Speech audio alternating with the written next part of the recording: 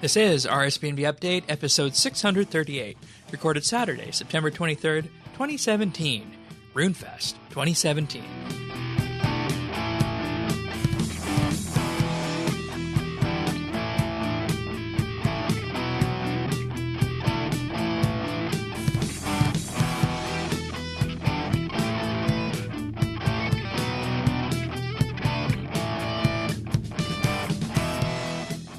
Hello, everybody, and welcome to this special episode of RSBANDB Update. Dave and myself are here, as we are hello. For the most of September. RuneFest Day. Let's just get a brief overview. We're obviously not there. What do you think of what you've seen so far? Just a couple words. I am very confident. I really like where this is going. I think they have really sort of stayed true to their back to their roots, and they're really addressing some issues that needed to be addressed nonetheless. Yeah. So the way it's going to work here today is we're going to talk a bit about the in-game festivities for RuneFest, the RuneScape skilling talk, the RuneScape reveals talk. We'll talk about anything noteworthy from combat and lore in the coming week or weeks, depending on how busy we are in this next week. Though I imagine we will be pretty busy based on what we just saw here.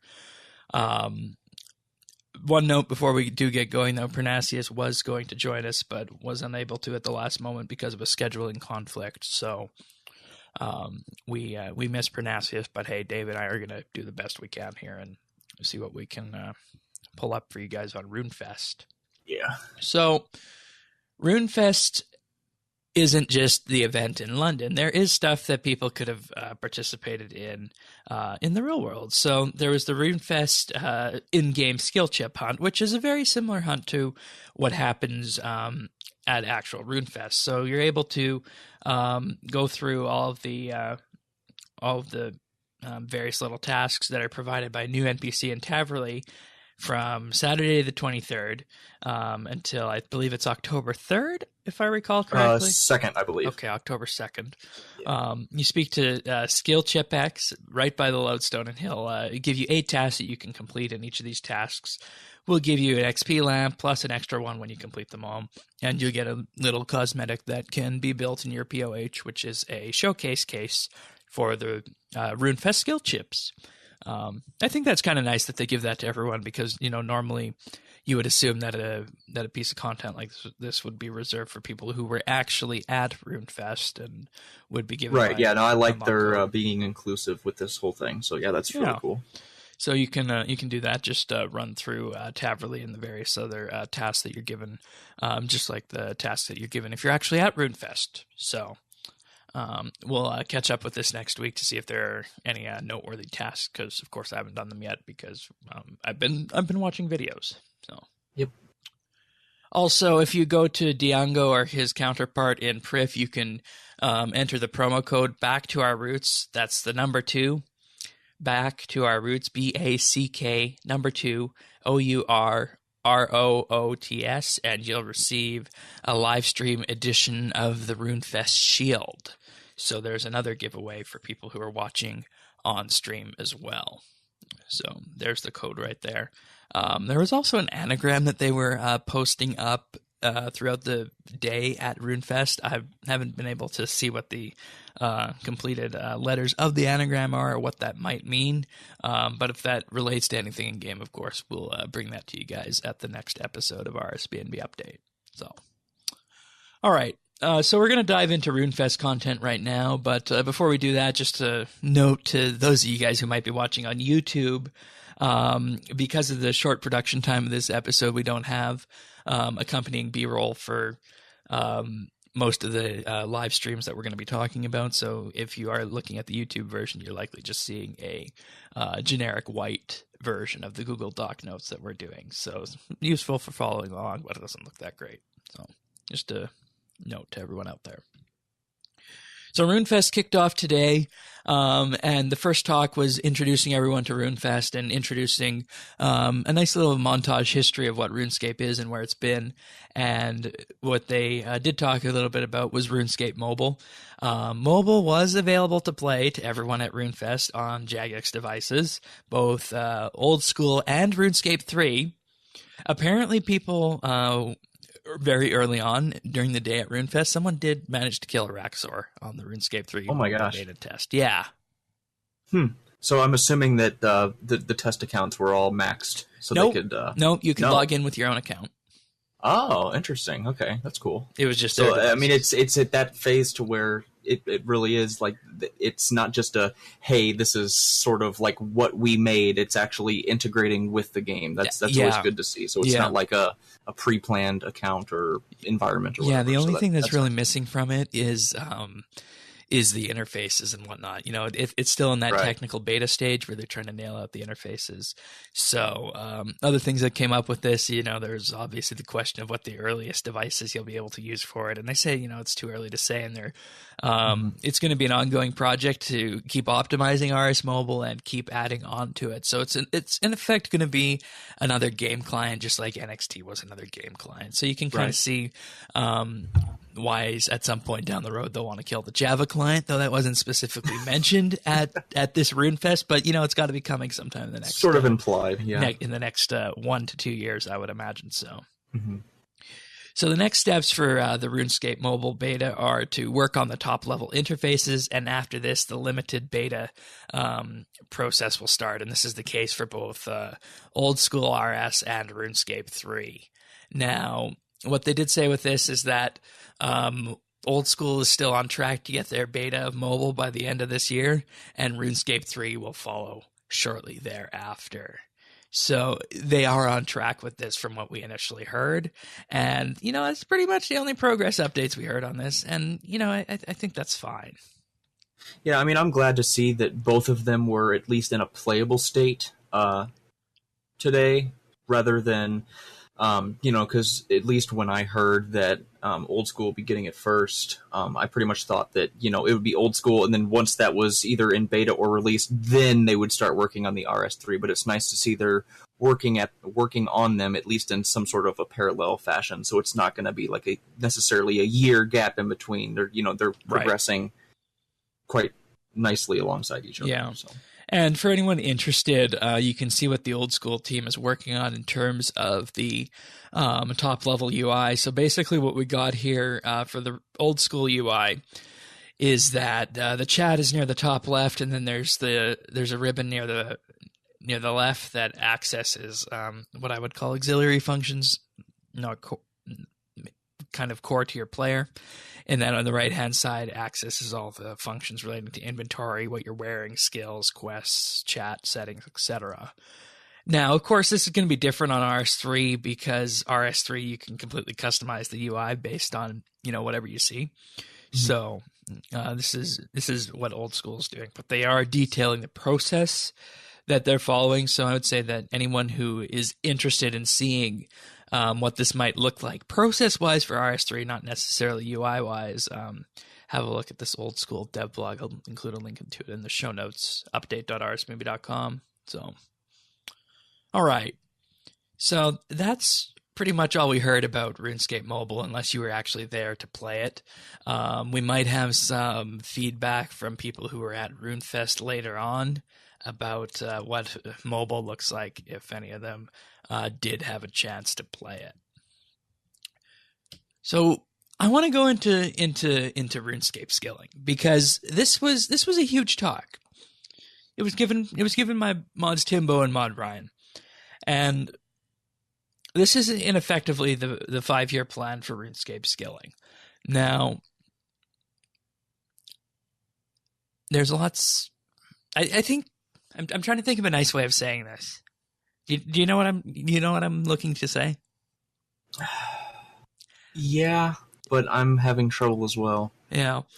So we're looking 5 years out for this, and you know, we're not going to talk about this today on the show, but the sense I got is that this is supposed to be a collaborative venture between players and Jagex.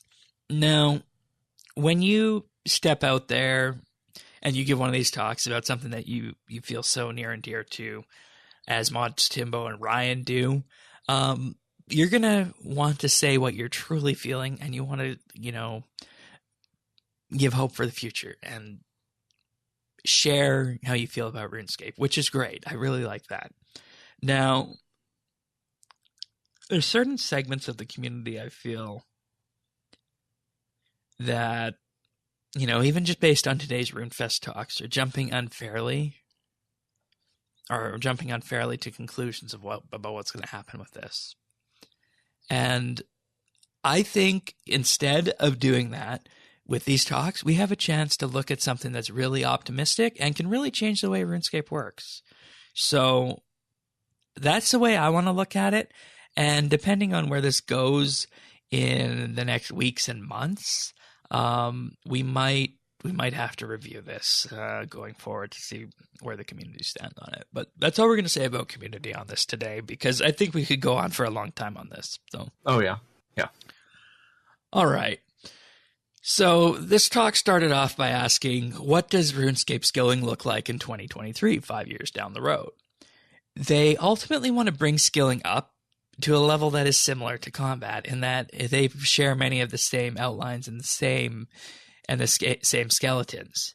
And what this means is that they want diversification of skilling, end game content for skills, skill reworks, and a new skill within the next 5 years, adding key milestones to skills, bringing back achievements, and adding more 120s to skills. And as an example of this is that, for example, every skill by 2023 should include an overload style device like Herblore has. So that's what they mean by adding end game content. Now, of these, I think this is a very good pillar to discuss skilling with. I think they talk about a lot of what we've been talking about in the past regarding skills and making them useful again, right? Right, yeah. For all intents and purposes, after you hear this, they could have called this the Make Skilling Great Again talk, because that's what it felt like to me. Right, yeah. And, they go through each of these planks, and I just wondering what you think. Which of these planks to you is the most important?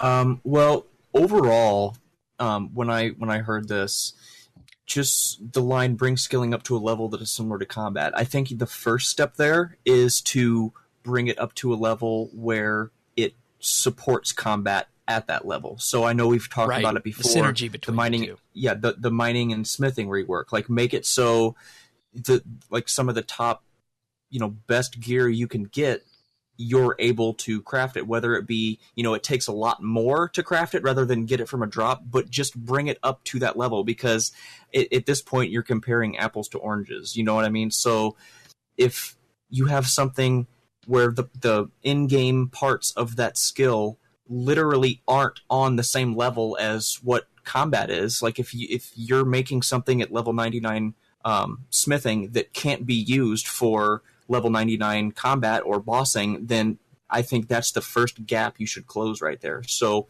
whether it be synergizing with combat, I think those rewards should at least reflect how you do combat. So I think that's the gap they have to focus on first. But as far as skilling endgame content, I think having items and concepts similar to overloads for each skill is definitely a step forward and a step in the right direction. All right, good. For me, it comes down to reworking skills, because last summer, 2 summers ago now, since summer's over, we did a podcast here called SOS, the State of Skills, which I think you were on. I was, yep. That was episode 577 of Update. We went through the various skills in game, and our in-depth analysis of this was that I'm going to take rune crafting off this list because rune crafting feels useful again. But magic as a skill, not necessarily a combat type. Wood cutting, fletching, fire making, crafting, agility, hunter, and construction in addition to mining and smithing, of course, all need major reworks to be made useful again. And, you know, they say that by 2023, that's definitely something they want to do, is a focus on reworking these skills and adding a new skill. So hearing that's very important to me, because that's something we've talked about before here.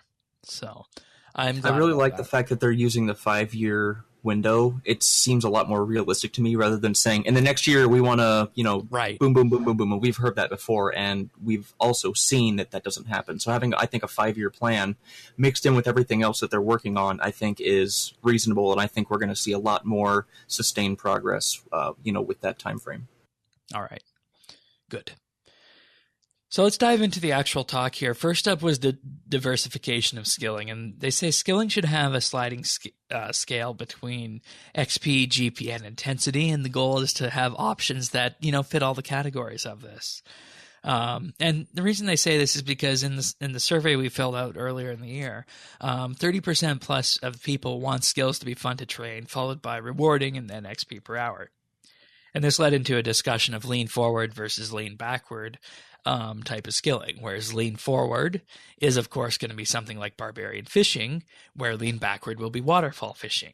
And lean forward in the sense of runecrafting will be demonic skull abyss runecraft running, whereas lean backward will be the runespan. So you can kind of see the what they're aiming for here is to have a vast discussion of what these skills will entail.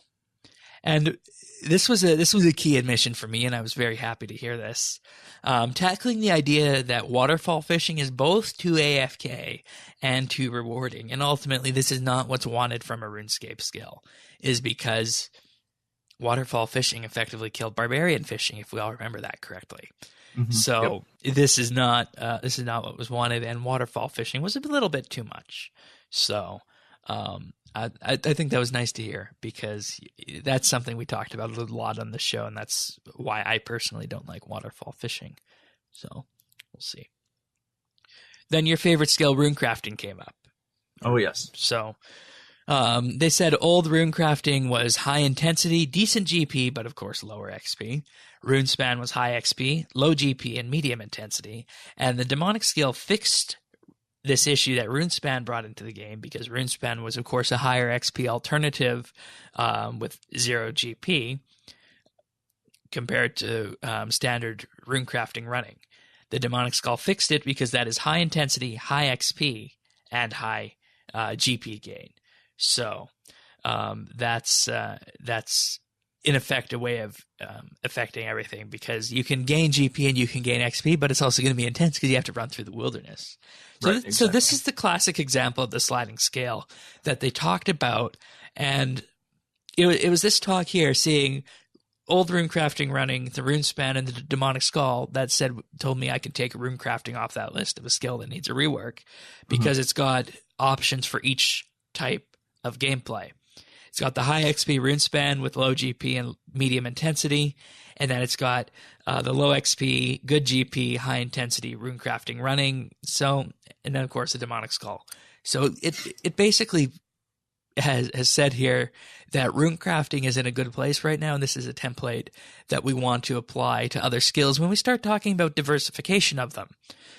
Right, so, and I think it's very inspirational and looking forward, very hopeful that this fix to runecrafting was literally made by one item. They didn't have to completely rework a skill. They didn't have to adjust, level requirements for it. They literally just added an item with a percentage boost on it, and it took an old way and made it basically bridged that. Made it great again. Yeah, exactly. And, so, another thing that they did this was a very simple change, because they also reduced the amount of elemental runes and runes in general that were dropped by NPCs. Mm-hmm. So reduce the flow coming into the game.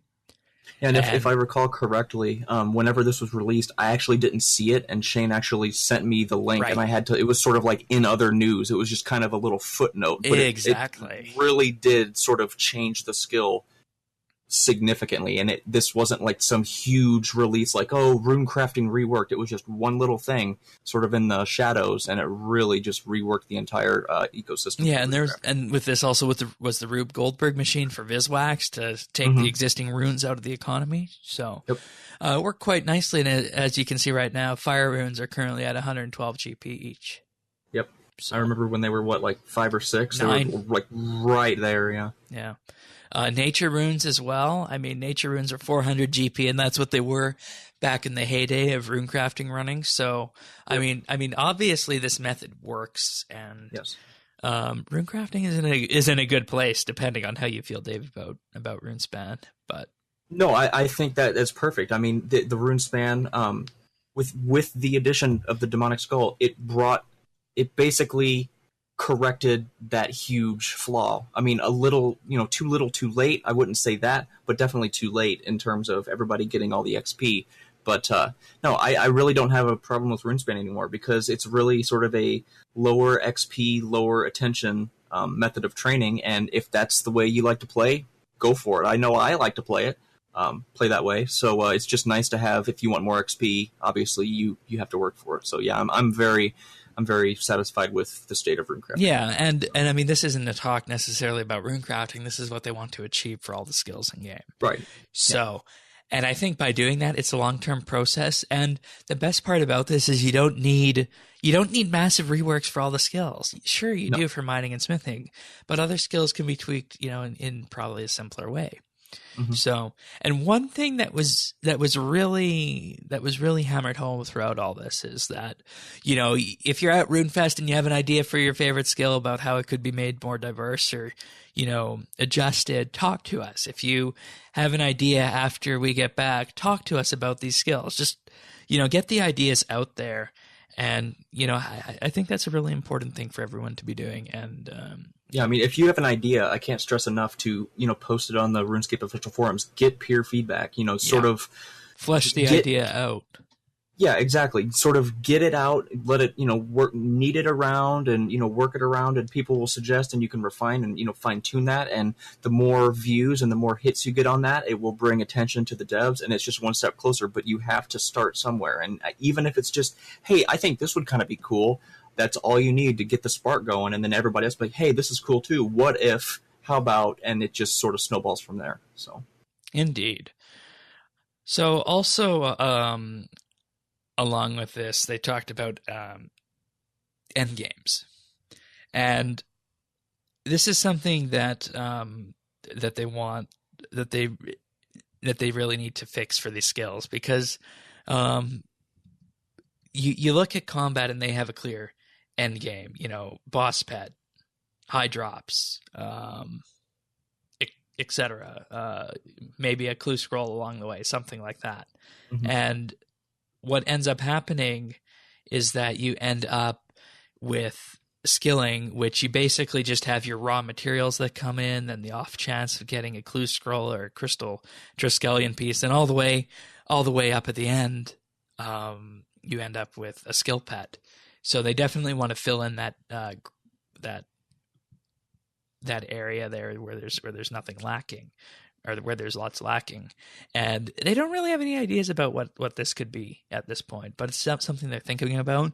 And the example that they give is that right now, all you have for skilling milestones in skills, or rather skilling endgame, is Jack of all trades, the 5 pet title, Master Capes, and the Max Cape, which, when you think about it, that's 100% true. So, yeah. I don't have any ideas with this right now, but I think it would be fun to see what we could come up with here. Yeah, it's nice to know that it's on their mind. Whether or not they have an idea for it, I think, again, the first step is realizing there's a problem, and, there's a space there that needs to be filled. So the fact that they realize that that's there is always a step forward. So. Yeah, and, this is another area where they want to hear from players over the next few months, and so on and so forth, is outline what skilling could look like. So that's really all we heard about end games in this talk. The next talk was, of course, skill reworks. And this was a very popular topic for people in the survey, because 60% of the people who talked in the survey wanted skill reworks compared to new skills, which was at about 33%. And in general, people want to see between 1 and 3 skill reworks before a new skill. And skill reworks are a very high priority compared to existing skills in game. So I was pleased to hear about that. How about you? Yeah, no, absolutely, because I think it's even I think that applies to every aspect of the game, especially we'll talk about here in a second. Quests, you know, everybody likes to see old quests tied up before they start releasing new lines. So I think this is at least 1 to 3 skill reworks, and whether or not that's a huge rework like mining and smithing, but I think that's kind of unrealistic in terms of expecting a rework between new skills. I think something as small as the runecrafting update, where it just sort of updates the way you train, I think that is more important than just releasing this huge hunk of new content before you can sort of refine what you already got. Yeah. And, you know, also with this came up the construction rework, and they said, you know, this will cost Jagex a lot. They want to do it in the next 5 years. Mod Doctor's prototype of being able to move stuff around the room and rotate it freely is still going to pave the path for it. But along with this, they also want to look at ways of actually making construction viable again and giving people reasons to go to the POH. So, Right. I think we all agree that that's needed for construction. And then they just briefly touched on other skills that could be reworked, specifically agility, crafting, fire making, just to name a few. Of these, I would probably opt for crafting. How about you? I think in terms of rework, I think fire making is pretty much the sore thumb here that sticks out, just for the sole purpose of I just like to see more, I guess, utility with it. I know agility has a lot of utility in terms of, shortcuts and whatnot. I mean, it's not to say that crafting doesn't need anything. I would just like to see something done with fire making, because it's always sort of seemed like, hey, let's throw this in so we can do something with wood cutting or something like that. So it be neat to see maybe you can burn stuff you fletch or something instead of just alking it or selling it or something. Again, it could just be something very little to sort of fine-tune the skill that brings back demand for logs or brings back, the supply and demand for that whole ecosystem. So we'll just have to see. Yeah, and I mean, when you think about it, crafting is already kind of balanced in terms of levels. You need 80 crafting to craft a level 60 or 70, or is it 60? Level 60 dragon hide. So, I mean, it's not as extreme as smithing, right, but it's there. Agility, I rarely run out of run energy unless I'm completely weighed down. I don't know about you, so that skill might be interesting to make into more one of these cross support training skills. So, okay, and then came up the talk of a new skill, which, everyone feels either good or bad about, depending on skills, because, they said that divination felt really linear, so as a result, they're not too pleased with the way that turned out. But as a result, after Slayer, dungeoneering is everyone's second most favorite skill in game. As a result of that, that's very odd. Yeah, well, I mean, I think I can see it because it's very unique. Just like Slayer is very unique. And we talked about this when Metaphos came out, that dungeoneering, was truly groundbreaking when it arrived. So, but they always talk about what they can add to the game for new skills. Sailing's been talked about, but a question for that is how would it interact with the Arc and player-owned ports? So, of course it's there. Sailing, which started out as a joke, but that's just an example. Other options that have been talked about, including necromancy, which would, of course, including raising armies, and maybe, just maybe, raising Gothics from the dead somehow. But I don't know if that was a half joke or not, but that'd be very interesting. Another kind of support skill that was briefly mentioned was archaeology. Examples they gave was perhaps uncovering an ancient agility course or an ancient altar. I think an archaeology skill would be really fun. Yeah, out of all the new skill ideas that have sort of been pitched, that one really has piqued my interest. Just going backward, speaking of sailing and necromancy, sailing, I honestly think, pun intended here, they missed the boat on that, because I think that the Arc and ports pretty much could have been a sailing skill, and I believe we've talked about it before, how they could have just tacked on experience drops to a skill when your boats came back in ports, and discovering new islands and whatnot. That could have been very easy. So I think it would be very, very, very redundant for them to try to incorporate sailing as a skill. In terms of necromancy, I think that is a little too close to magic, and I think at best it would be just a new spell book with a bunch of new spells. I don't Better yet, rework summoning. Right, and that's another thing. It's between magic and summoning, and I think it could be incorporated to both and be a healthy supplement to both skills, rather than creating its own skill and just further sort of diluting the entire skill itself, because then you don't want to be trapped in something where you don't have enough content to release into a skill for it to seem whole. And we just saw that was just completed with Invention. So yeah. I think that's my opinion on those two. So I think you hit the nail on the head. Now, when it comes to what kind of skills players want, the survey said that roughly 30% each wanted something either completely new or a support or cross-skilling kind of skill. So something completely new, what comes to mind with that is Dungeoneering, whereas a support or cross-skilling kind of skill is Invention. So when they look at adding a new skill into game, that's kind of the direction they're probably going to go in. I think that would be good. Obviously, I think the support and cross-skilling are going to have the best following and perhaps the best traction once they launch. Because if you try something completely new, there's always the risk that it could flop over and the players might not completely like it if it's not a hit like Dungeoneering was. So, and I'm saying that from a general community perspective because I'm not a fan of Dungeoneering.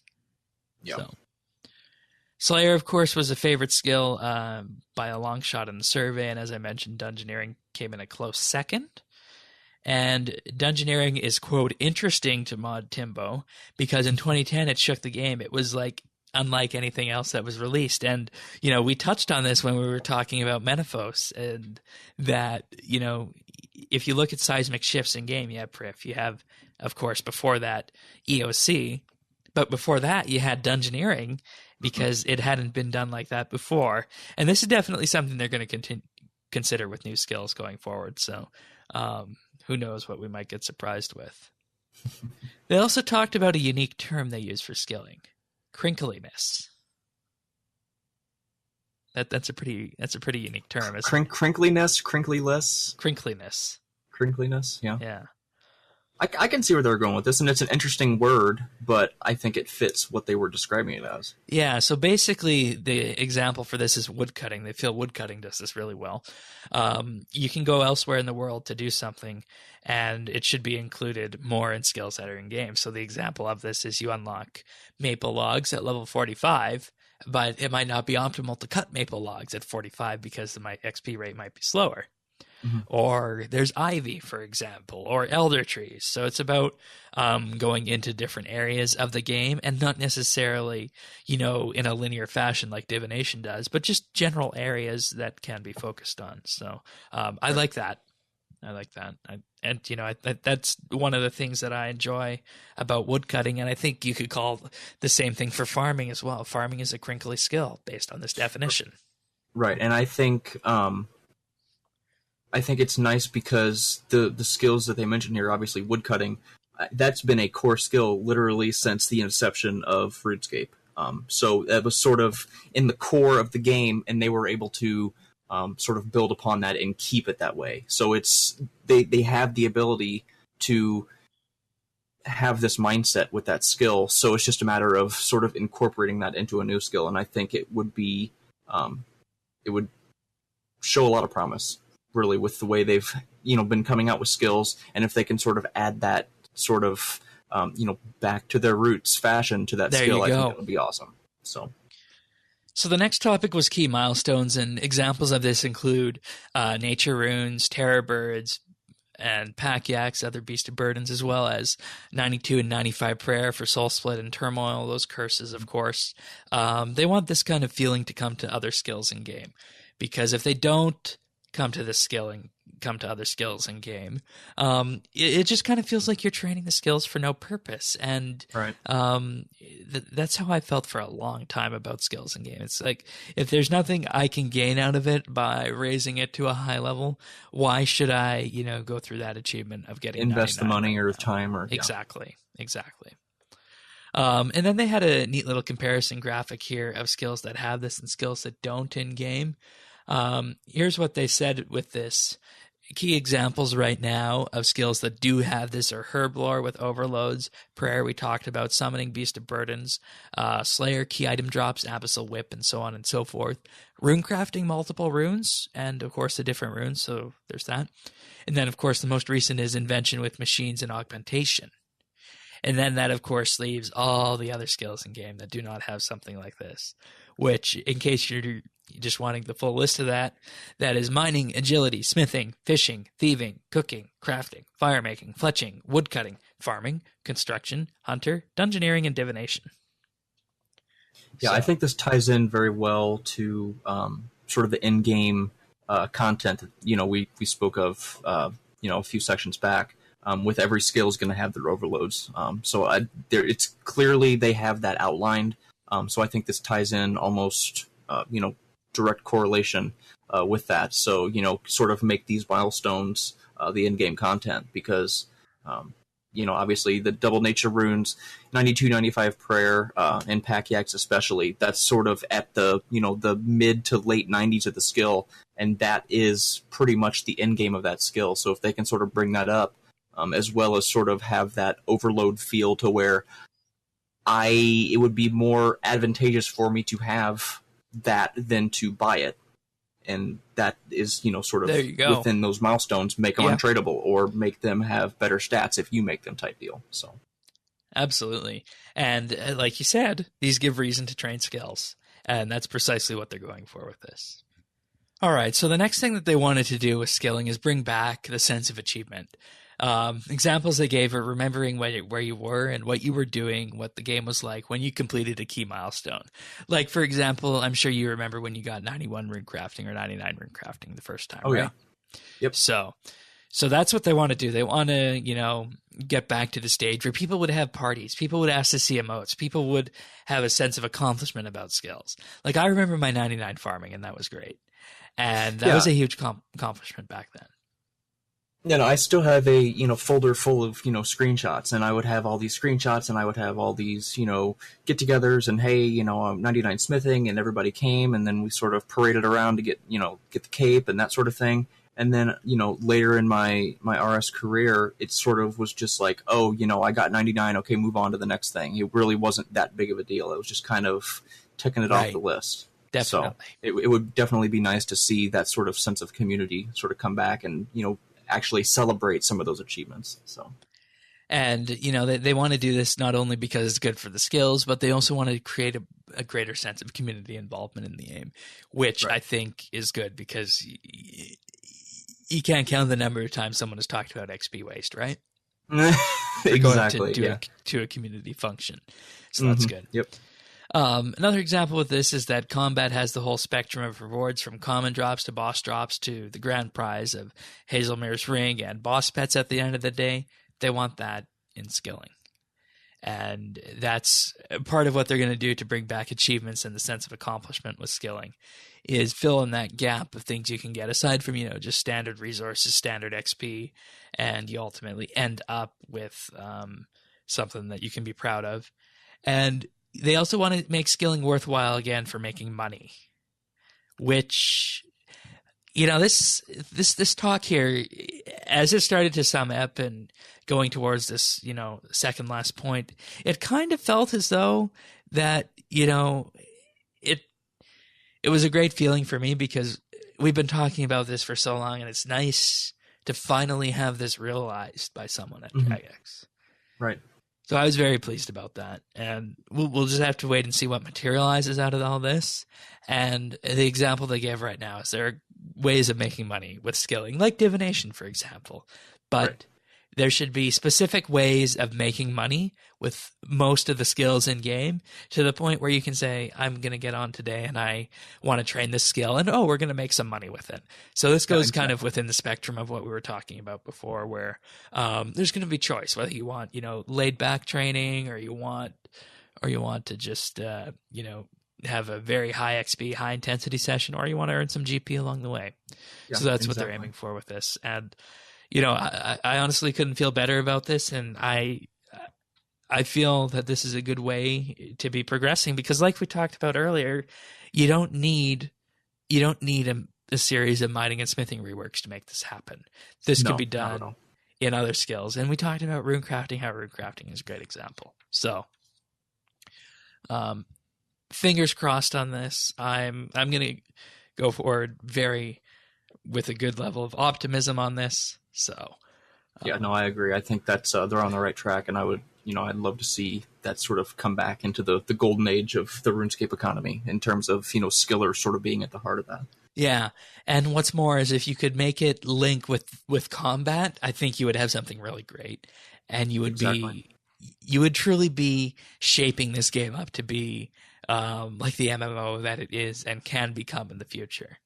So, right, because it have the the skillers provide the PVMers with what they need, so that creates the demand there, and then with the money we make from the skillers, then we basically buy back the equipment that they get as drops. So I think that should come full circle and sort of be equaled out, and I think that would be awesome for the economy as a whole. Yeah. And all it just starts with one idea. And one of these ideas comes into game and it sparks, and that's the rebirth of a skill. So I can't wait to see what's on the way for this. And in some ways, this talk was more exciting to me than the RuneScape reveals talk, because of these points. Yeah. So, very pleased. Next up, 120 skills. They said, quote, 120 Slayer didn't go down very well. So that of course, is that so? And that's a huge admission from Jagex. And major props for that. Totally. I think we've all are tired of them. Condemn? Yeah. Command. I think we're all tired of Jagex sort of ignoring the dumpster fire behind him, trying to preach to us that everything's great and moving forward and everything went fine. And that's definitely not the way to move forward, because the first step to fixing a problem is realizing there's a problem. So they've realized there's a problem, so let's not do it exactly. And this inspires confidence as well. Right. Because, yes, you made a mistake, and identifying that mistake is good. 120 Slayer didn't go down very well, but saying what can be done better next time and leading on a solution to that problem is what truly takes leadership to the next level. Mm-hmm. There's still questions about whether or not these kind of leadership issues are going to crop up when it comes to polling. But I think if they apply these outlines of what they got right now, it won't turn out too badly if this doctrine is, of course, followed. Right. They said the vast majority of 99 to 120 wasn't rewarding. It wasn't different from 1 to 99, and it was too burdensome for people, which, is true. I mean, you look at the number of people who were working on Slayer feverishly after Metaphos came out, and it was just insane to see people doing this for, no real benefit. Right. And with this, 45% of people say that a skill going to 120 should depend on what skill it is, but overall, 35% of the people who voted in the survey want 120 skills. So when you add these up, there's around 80% who are either in favor of skills going to 120, certain skills, or at least willing to entertain the idea depending on the skill. Right, and I think the mistake here was that Jagex did not really evaluate the Slayer skill properly. I think their main motivation behind 120 Slayer was, oh, hey, this is the most popular skill by a long shot. Let's make it 120. Everybody will love it, and we'll throw some new monsters in it. And with what we saw, there was basically two types of monsters, all of which were just reskinned and had some particle effects on them, and the drops were basically very underwhelming. So Yeah. it really, there was no content to fill that 99 to 120 gap. And they kind of shot themselves in the foot with this, Mhm. because at its core, Slayer is a very simple skill. You get assigned a Right. list of things to do, you kill them, you go back. Mhm. So I still argue the point. Other than the Slayer Codex, I still think the 4 monsters that were released with Raptor was more content than from 99 to 120, just in terms of playability and monsters, because there really were no mechanics for corrupted creatures or soul devourers. It was just each little thing had their own, I guess if you want to call it a special attack, but nothing like Ripper Demons or the Camel Warriors and whatnot. So I just think it really wasn't thought through. I think they just kind of, saw an opportunity that wasn't really developed. And, Slayer's most popular skill is make it go to 120, and then let's just kind of fill in the rest. And that's not really how it should be approached. And, I was going to say they shot themselves in the foot, because you look at Slayer, it's a very simple skill on the forefront. So how do you take this to 120, make it innovative, and take it to the next level? Well, that's a very hard thing to do, and it's a very hard thing to implement effectively. So there's that issue. But remember, we had the 4 Slayer creatures come out. Wyverns, Camel Warriors, Ripper Demons, and Mammoths back in November of 15, right? Mm-hmm. So those were essentially mini bosses. Then you had Adamant and Rune Dragons, which could also be thought of effectively as mini bosses, but not to the level as those ones, because they also had their mechanics with them. Mm-hmm. So in a way, those 6 creatures right there should probably have been the first batch of post-99 Slayer creatures, in that they were effectively mini bosses. Right. I agree. And, other things they could have done, they could have talked, maybe, I don't know, I'm not a Slayer, but I'm sure there's lots of people out there who are Slayers. Maybe you need to tie the Reaper tasks into it. I don't know, but like, you see how you take such a simple skill, take it to 120, and it's not diverse enough. And while it was a grand idea to do it, and it's going to be filled out eventually, they said it just didn't go over very well. And that's something that they of course were talking about here, because they don't want to do this again. They don't want to have this problem again. And through this, they're going to make sure that the skill feels like it changes when it's going past 99, and it provides different ways of training than there was in 1 to 99. And as with other things, they want ideas for what skills should be taken to 120. So, yeah, I mean, ever since 120 Slayer was released, and I'll try to make this quick, I realized how sort of underwhelming it was. It really didn't have much content between 99 and 120. I think they had the right idea with the Slayer Codex and sort of becoming a Slayer Master, but they really didn't develop on that. But I've kind of gone back to my own drawing board with how they could sort of evolve on that, and that is incorporate the Shattered Worlds type mechanic to it. When you get a task, have chances to get the modifiers, whether it be enhanced gold on a task, or you have debuffs or buffs, and experience reflects that. And I think that can be developed on, but that's just sort of my what I was thinking. And then in terms of being a Slayer Master, you could have a mechanic similar to Meg in ports, where you would have NPCs come up to you. You could see their stats. That was actually talked about in the Q&A for this talk.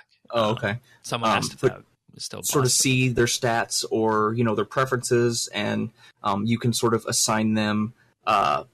You maybe have a list of 5 different tasks you can assign them, and based on their quote unquote credentials, you can get a chunk of XP, be it a daily or a weekly thing. Every day you can assign 3 tasks to people, and that sort of evolves out of the whole sunken pyramid idea. And you can't really access those buffs and debuffs for a task for yourself until you get a certain amount of entries in your codex, and then likewise, you can't start assigning NPCs tasks until you've reached a milestone in the codex as well. So I think the foundation is there. I think they just need to sort of keep going, and I think it would actually be really cool in a new edition to just, hey, kill this, okay, kill that, okay, kill this. So anyway, that's my 2 cents. I'm going to take it one step further as soon as you mentioned Shattered Worlds. and say that, take tasks like the elite tasks like Jad and whatnot, and rather than just assigning those randomly, post 120 have a series of Slayer quests or Slayer instances that you do.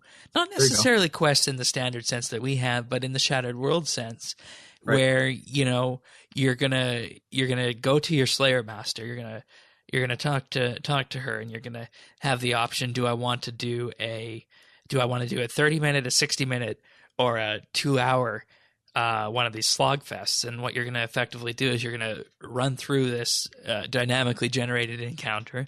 It's going to show random Slayer creatures along the way, and it's going to test you, and it's going to see if you can truly slay everything that's been in game so far. Yeah, no, that's awesome. I think that there's so much Basically, potential take the there. Shattered Worlds idea and apply it to Slayer. Yeah, which is kind of what they tried to do in terms of rewards, but it just wasn't quite there. But I think there's so much potential with this. They just need to sort of cook it a little bit longer. So yeah. Any ideas for where other skills can go past 120? Us? I mean, just off the top of my head, the mining and smithing, I think, would be appropriate in terms of just how much gear and how much combat equipment is in game. I think that would be justified for both of those to go to 120. As far as thieving or whatnot, nothing off the top of my head. Mostly because I really haven't. It really hasn't been this sort of glaring issue for me like Slayer was. This is a huge update, and like I said, I logged in the first day and sort of the prior or the following 3 months, and it was just so underwhelming because there was basically 2 new Slayer creatures for 21 new levels, and it increasingly just wasn't scaling properly. So okay, I'm gonna say summoning.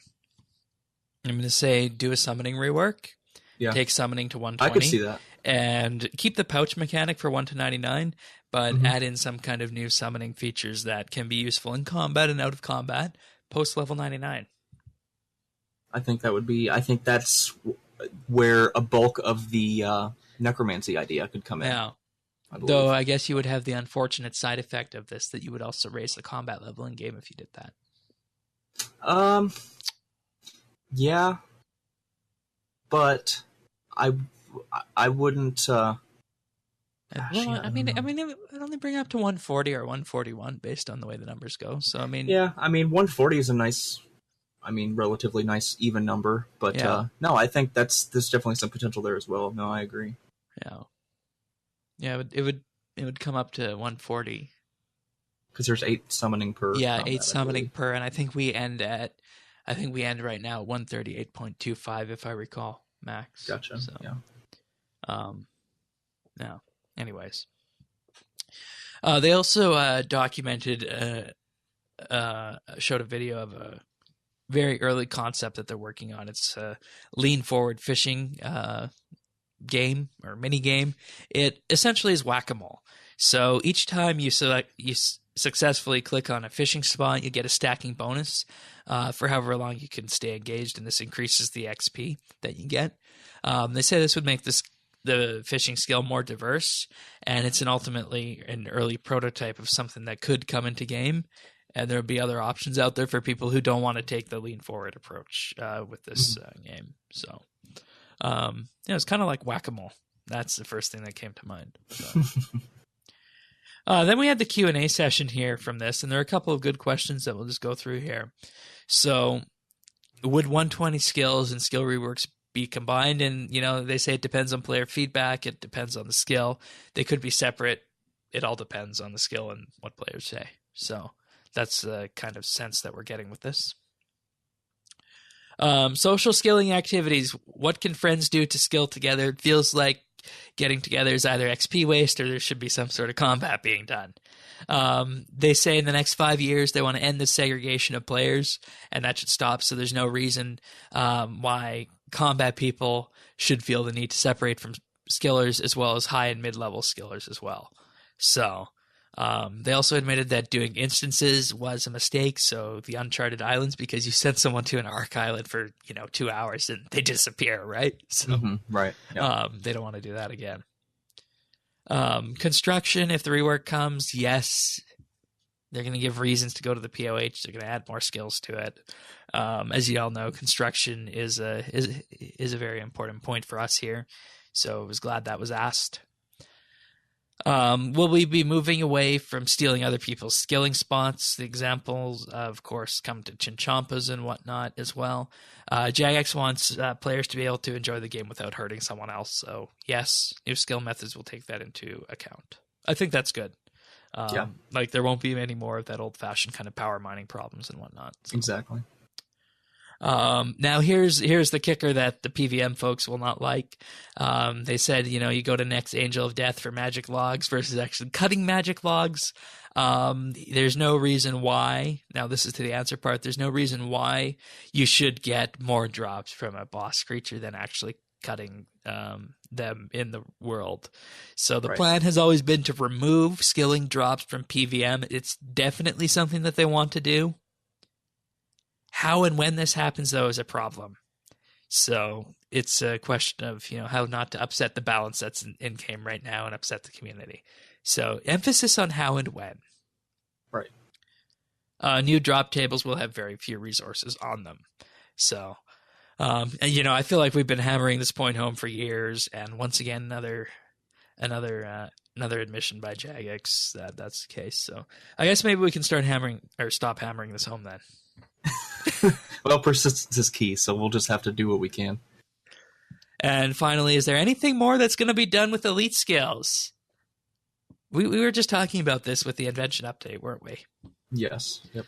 So, what was our discussion? That invention didn't feel like an elite skill to begin with, but it kind of does now, right? Yeah, it filled out. I think a little too slow, but it filled out nonetheless. But again, I think there needs to be some more reworks, and I think they sort of need to reevaluate going about making an elite skill. Make sure that upon release, it is basically fully implemented and it feels like an elite skill. I think it's counterintuitive to release basically a shell just to say they released one, and then fill it out over the next 18 months. I don't really think that's the way to go about it. So, and the answer to this was the next skill will likely not be an elite skill. There are positives and negatives to making an elite skill. So what this tells me is there won't be any elite skills in the next 5 years. Well, I mean, if that's what it takes to get everything else basically up to par, that's a sacrifice I think most of us are willing to make. So. Yeah. Because let's be real here, you need to ensure that the next skill that comes into game is going to interact nicely, and I don't think it makes sense at this point to do another elite skill until the rest of the skills have been rebalanced. So. Right, until the rest of the skills are basically made worth training, because why would you want to support something that really has no use? So I think it's really, you got to start back to your roots. So again, All right, everyone, there's our segment on RuneScape skilling and what's going to be happening in the next 5 years of RuneScape skilling if things go to plan, as outlined by Mods Timbo and Mod Ryan. But RuneFest is now over, and we're preparing for next year's already, I'd imagine. And sitting in to join me for just a couple of little questions at the end of what can only be described probably as one of the most hectic days you've ever experienced RuneScape-wise is Cireon. Welcome. Hi, Shane. How are you doing? Good. It's covering this remotely is always a rush, and this year it's been even more of a rush than previous years because of what was talked about and the sheer magnitude of things in the RS skilling section and in general the RS reveals. But I figure we'd just sit down with you and ask some questions about what your experiences were at RuneFest, because this is the first time you've been able to go and have gone. So certainly a new experience for you. So if you don't mind that, we'll just get started with some of these. Sure. So Clan Quest was at the RuneScape reveals section, and I think you guys had a very, very large contingent there from what I saw. I think most of so there were about 15 plus people. So the point is we recruited a bunch of people during the day, so I'm not entirely sure what numbers I should be having here, but we had 15 plus people definitely there. And all of us were at the RuneScape reveals talk, I think. So we had seats, second, third row, smack bam in the center. So You guys were on B-roll when the talk was waiting to start. They had a perfect shot of the third row with you on one side and Draz on the other side, and two in between you guys.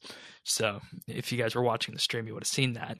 But speaking of RS reveals in general, do you think the upcoming release strategy of back to our roots and only showcasing content under development at RS reveals is going to restore Jagex's trust in the skeptical community, let's just say?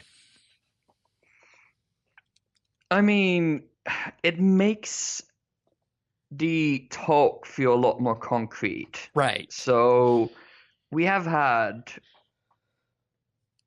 a couple of talks in the past few years at RuneFest where they announced like maybe 10 different things, and in the end only 5 of them ended up in the game. Yeah, so I think it was even fewer last year. So. Like the whole reveals talk was more of a vision talk instead of this is what we're actually going to do. I don't mind the vision talk myself. I mean, I love talking about game vision, but it was presented as reveals. And this year they make it all very concrete. Like, this is things we're going to do. For players, that's like for an event like this, that's probably what players are looking for. If you want to do a vision thing, you get more like a skilling talk. We're like, this is how we see skilling in 5 years. But if you talk about in 5 years, you know, things might change. Oh yeah, so in that lots way, can change in 5 years. So in this way, we're getting sort of less stuff because we only get stuff that is actively in the pipeline, which is sad because who doesn't want these huge reveals of things they're going to do in 2018? But in the end, this is all they can really tell us without sort of becoming a bit too hand-wavy about what they're going to do. Personally, I wouldn't mind. I think a couple of years ago they had separate talks about like RuneScape updates in next year and sort of RuneScape in the future. Yeah, like, I think in 2015 they had a RuneScape 2020 talk. And I would love something like that. I think that works really well. I think it is a great way for the mods to show what they think. But between all the old school content and the tournament and the Q&A, there's just not enough room for that anymore. So, I don't know. I hope to see it as maybe like a second stage event next year, but I guess like on the reveals part, that's probably a better strategy because the way it's presented, it's sort of they're locked into it. Right. Everything in development, and you know, anytime you have something that is that far into development, it's going to be very expensive, and it's hard to abort something like that. So unless there's a major showstopper, we're going to see these things on time. So, I mean, it was kind of a surprise. They were like, okay, this is this huge update. Also, you'll see it next week. Right. It was a huge drop. That was pretty big, wasn't it?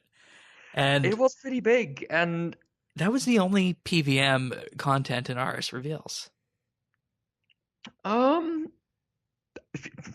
Sorry, I lost track. It might very well have been, but well, yeah, and it's Dimension of the Damned, but still, and the way they're going at it is interesting. They're adding mechanics. It's not the Slayer update from what is it 2 years ago now. It's not the Netflix and kill monsters. It's like there's tangible content around the combat. There's something farming related, is what I heard. Yeah, so, farming and hunter D&D. Like the entire concept, there's lore around it. The boss sounds interesting, and seriously, if I say a boss sounds interesting, me of all people, you know you're doing something right. Right, and that's the exact same sentiment that I got as well from this talk. So, so from what it looks right now, they're doing something right with that update, and you know, I don't have a very high Slayer level. I don't think I can do the Slayer level monsters, but 104, 106, and 108.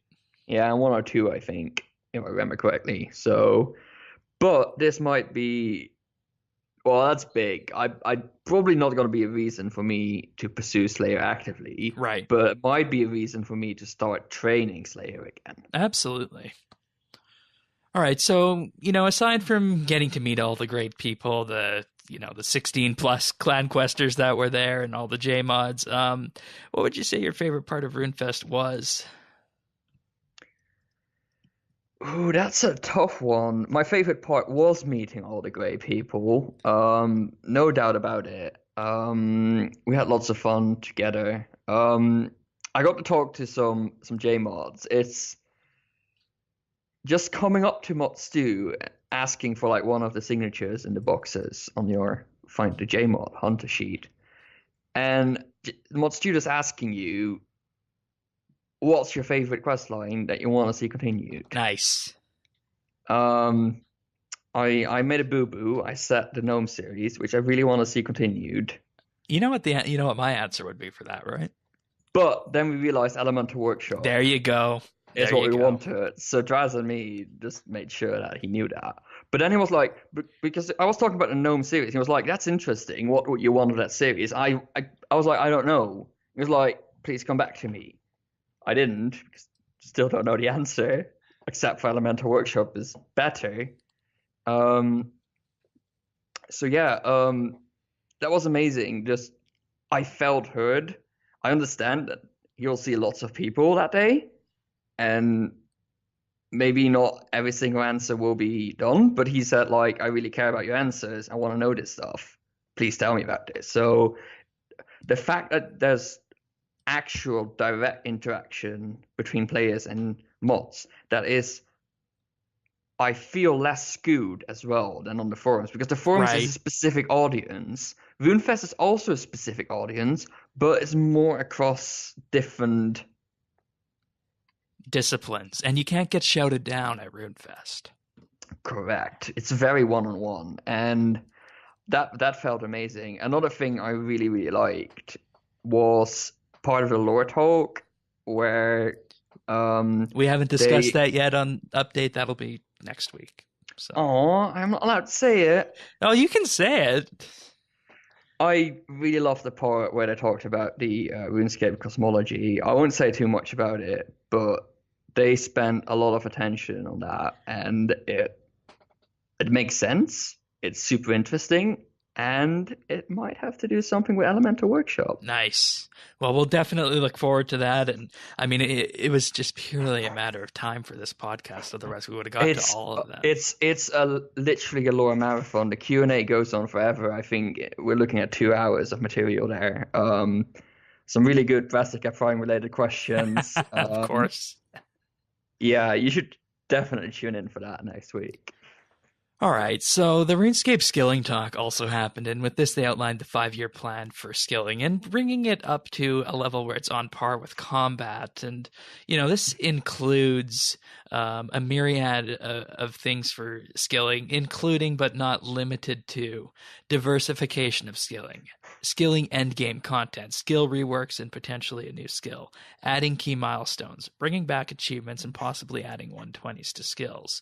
So with that being said, this is much of what we've been talking about for years on this podcast, bringing skilling up, giving skilling a place in RuneScape that is on par with combat. So it also had a large focus in the RuneScape Reveal segment for the next 6 months, specifically with the fishing update, for example. Lots of group activity working together. So do you think that, given we've been talking about it for so long and we saw a dedicated talk to it and it's creeping into RuneScape Reveals, do you think that this is mission accomplished for skills if this strategy gets carried forward? I mean, this is just talk right now. Like, I don't want to be pessimistic, Right. but it's just talk right now. I think the mission doesn't end until it's in the Until game. you have it in your hands, right? Okay. Correct. Progress on the mission? Definitely. This is a huge milestone. I think this the very fact it's been identified and marked as a priority for skilling development is good. Yeah, and just the fact that they're gonna make it more sociable. They're gonna make it more fun. Like, this goes. this probably goes against the nature of quite a few people with like the whole XP rate stuff, but adding the fun factor back into skills, that's I think it's gonna make a huge difference. And if they play this right, if they do this right, then they're gonna set off against all the MMOs out there right now. And if they keep on top of like the technical challenges and keeping it all technically up to date and looking fancy and sounding good and whatever, like if they can remain competitive, but also get those game mechanics nailed down really, really well,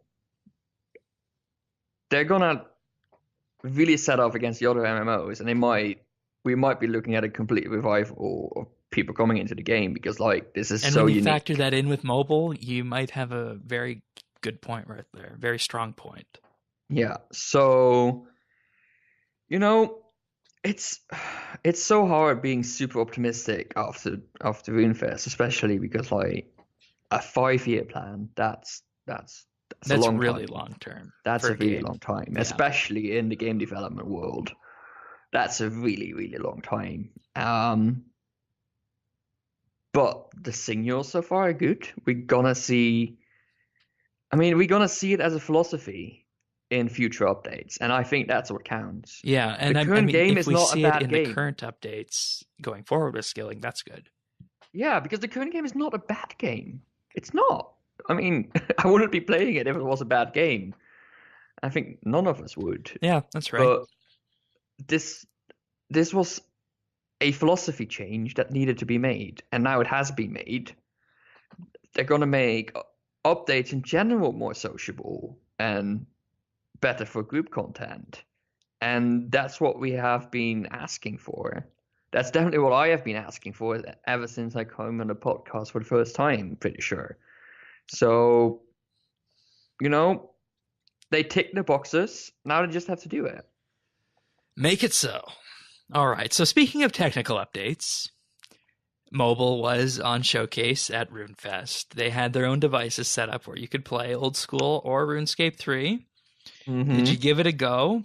And what did you think? I gave it a go. I remain skeptical, I have to say. I mean, we all know the interface. Like that's not That's going to be a huge problem to overcome. So I got to try it on a phone. It was exactly the same size as my phone. I didn't look up what phone it was, to be honest. But how big is my phone? I think it's like 5.5 inch. So like just a normal size phone that you see these days. And the interface is tiny. I think that's what we first talked about when we heard RS Mobile was going to be a thing. Tiny checkboxes and whatnot. So I went in the game.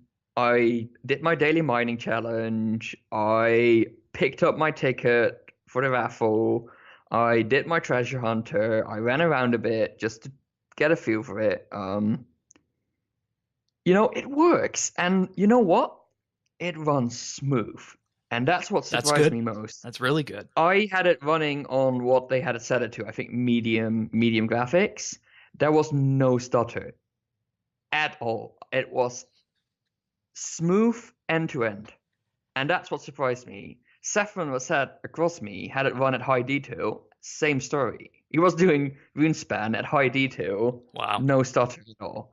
So technically, this is fine. The phones were getting a bit warm, but they had been running the game all day. So, right, and that's to be expected with any high-profile actual game, I think. Yeah. I mean, it is, like, technically, it feels very, very solid. And that was the most surprising thing of all, I think, of this early of a... It's a really early version, of course. Right, so that's going to suggest that a large portion of the work going forward will be interface-related wise then, and making sure it's easy to use. They got the game to run, and surprisingly well as well. I mean, I have trouble running it on my MacBook sometimes, and on the phone it just works. I mean... There's something for you. The day RuneScape runs better on a phone than a Mac laptop. They set up the phones, right? It were their phones. There was one model of phone there. It was all pre-installed. So it's not going to run this smooth on every single Right. device. It's probably optimized for this specific device as well. But still, it's RuneScape running on a mobile CPU. That's impressive. The game is not light. The game is pretty like graphically intense at times. Oh yeah, So definitely. yeah, that was great. Like the actual interface, it's oh my gosh. That's that was a probably struggle. hard, right? That was a struggle. Yeah. Like closing the bank by hitting the X button took me like 3 times every single time. And at some point, like you sort of get a feel for it, and you get most of the things right. You have to really get used to it. Most of the things I got right, but then you get the interface, and the interface is not made for it. And then you try to type a chat message. Ooh. Well, first of all, I can't hit the quick chat icon because that's too tiny. And they don't really have a good way to integrate the keyboard yet. So, like, you have to do like a weird tap. And the keyboard takes up half the screen. You can't even see what you're saying. So, like, that's definitely something they have to work on. And, like, I gave them some feedback. I said they need to work on the quick chat thing because that's going to be like, used a lot in mobile, I think. Like, everybody can swipe on, like, a keyboard. But to be honest, swipe on a keyboard while in portrait mode? Is it? No, landscape mode? All the way around. I never do that because the keyboard is too big. And it takes up half the screen anyway. I don't want my keyboard to take up half my screen. Right, and if you got a 5-inch phone, that's gonna be a task. That's gonna be like halfway, yeah. So, you know, they have lots of things, but they had like images, concept images of the special interface lying there. It could work. I'm not saying it will, but I'm slightly less skeptical than I was before RuneFest. Well, that's good. And you know, they're going to need a lot of help with this, and a lot of help where people actually contribute to providing feedback. We don't, you know, we always say we don't need another evolution of combat beta. And, you know, when you're changing an interface for a game to work on mobile, you definitely want something that's going to be taking feedback from everyone who is involved in it. So will be interesting to see their requirements on that phase. So that's an excellent progress report. Thank you. No problem. So now this last one's kind of a general one. What do you think would happen if you took the general atmosphere that you had there, upbeat, optimistic, and applied this to the community at large? What do you think would happen? This is a really, really hard question. Like I said, the one-on-one experience you get with JMods, it's not entirely one-on-one. I mean, there's a group of people around you, and like sometimes conversations end up in groups. That's fine, but like the more direct contact you have, you can't really do that. You can't really emulate it online. And as I said earlier, the distribution of people online is different as well, I think, as the people down here. Definitely. Like, not everybody would pay, what was it, 100 quid to go to an event just because they played a game. No, these people are all passionate about it. So, you know, the atmosphere is very different. There's also no internet trolls around. That's good. If I can, because did anyone get attacked at the class, to be honest. But last year, someone got attacked at the night before party. Yeah, no, we didn't have any of that this year, I think. I don't know. I might have left before that, but yeah, no, I think if the online community was exactly like RuneFest, it would be much better. Is it possible? I don't know. I feel it's something you can't emulate. I think if Jagex rethought how to talk to the community. Right now, you have the shithole that's Reddit, which is, in a way, also the way, which is it is a communication method towards Jagex, which is problematic. Right. I think. And you would think there is a completely different event happening than the event that happened if you looked at what was happening on Reddit today. I mean, of course. Yeah. Like, being at RuneFest is very, very different. Like, I'm trying to articulate it, and I can't. We have had clannies at RuneFest events for years now, and every year we ask them, how was it? Explain what it looks like and how it feels. And then you go yourself, and it's nothing like I expected. It's completely different. So that's sort of it's really hard to articulate, and I think it's because of the more direct atmosphere and more like it, because you can't emulate more it. dedicated fan base too. And it what surprised me was the sheer difference in people. Maybe this is my failing, but I came into the event with this guy in the basement stereotype of like at least half the attendees, right? And that's not true. It's not true at all. That's people of all ages, from quite young to quite old. Like, everything is in there. That surprised That's me. the diverse RuneScape player base showing itself. And that's a more honest cut from what you have on the forums and Reddit and that kind of stuff. And the polls even. The polls are influenced by this stuff. Yeah, So, exactly. how do you get this? It might be possible, but you have to completely change the way communication work. I think you have to go out in the game and talk to people. That would make But that's not sense. doable because No. that takes a lot of time. Time, man hours, finding people who are not AFK, you name it.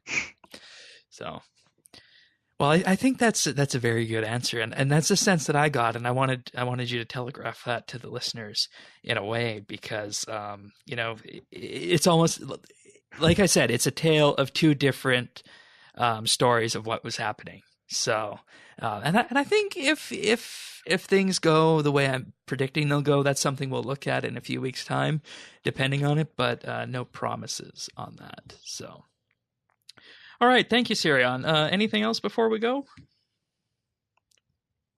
You haven't even asked me what my favorite reveal was. Oh, what's your favorite reveal? Skilling offhands. Nice. We had a great discussion about those on the podcast. Oh my gosh. I was just listening to that. I was like, the game mechanics in this is going to be awesome. You can Yeah, effectively now have dual wielding invention for skilling. I don't even care about the whole dual wielding part. I care about the risk reward stuff they put in it. The alternative viable ways to train skilling. Like, there's no one best method. You get to choose. That's what I'm gonna like. That definitely is something, and that is something that lots of skills need in game, and if we can start bringing it to the game, then that is an outline of that exact skilling talk, and we're well on our way. So awesome, excellent. All right, well, thank you, Cireon, for spending some time with us. Before we move on to RuneScape reveals, we're going to have a little bit of a chat with some VIP guests here on the RSBANDB update. We'll let Cireon introduce them here. Yeah, I'm here with Mark, and Mark, what is your favorite thing about RuneScape, and what's your favorite update you announced today? My favourite thing about RuneScape is the players. I know that sounds cheesy, but genuinely, that's my favourite part. They always keep me on my toes, and I never quite know what's going to be said next. So, easily the players. My favourite update that I talked about today was the Lost Grove Island. It's going to give us a new place to do some interesting, shiny content. And for me, the stuff I talked about today was just the beginning of that. Awesome. Thank you so much for answering this question. No worries. I stole Mod Raven just after the Lore Talk. So, Mod Raven, what's your favourite quest series, and which quest series would you like to be completed first? Oh, well, my favourite quest series is the Penguin quest series, because I love the ridiculousness. It's that kind of silliness, daftness, pop culture references, and evil, penguins want to take over the world, obviously reach me on a very personal level. In terms of quest series that I would like, there's the obvious quest on its own that I won't go to that one because that's too obvious. I'd actually quite like to continue the Penguin series. I don't think the Penguin series should ever end. I don't think it's one of those quests that has a actual end point. It's one of those series where you can keep doing more. There's keep ways of doing things. So if any of you watched the Games Jam thing a while back, I have an obvious direction that I want to take, which is Penguins in Space brackets the musical, which I want to convert in. It's pitched as a raid-ish, but I want to convert it into an actual, a quest series, or at least something with a heavier narrative. But I want to design it for multiple people to do at the same time. I want to play around. But yeah, when that happens, we don't know. All right, that sounds awesome. So, one more question. What's the truth about Brassica Prime, actually? Yeah, well, now that there's not a bunch of people listening. What's the truth? Which he's the strongest truth? NPC in the game, right? I mean, he would certainly say he is, And that's all that matters. and he does have. He wouldn't lie. He does have the greatest voice actor. Absolutely. So I mean, that indicates some level of his power. I Okay. realise I made the same joke last year, but it's a good joke, and I'm repeating it. I asked. It was you. I wouldn't say he's the strongest NPC. I say he thinks he is, but he can't take on any of the big gods, at least not directly in a fight. He might confuse their bejesus out of them by them going, because I mean, you gods throw fireballs, and he'd go, "I am now delicious. I'm a roasted cabbage." So there's not really. He's hard to defeat, but he's not exactly a threat, as we established with his world event, Cabbage Face Punt Bonanza with Marimbo, which is still one of my favourite, just ridiculous moments. As Brassica said then, he wasn't treating it seriously. He was just trying to show that anybody who thought bananas to be more delicious than cabbage Was wrong and insane. Yeah. Good old Brassica Prime. And, you know, But the yeah, micro he's- cabbages that make up all of the universe do, in fact, Yeah.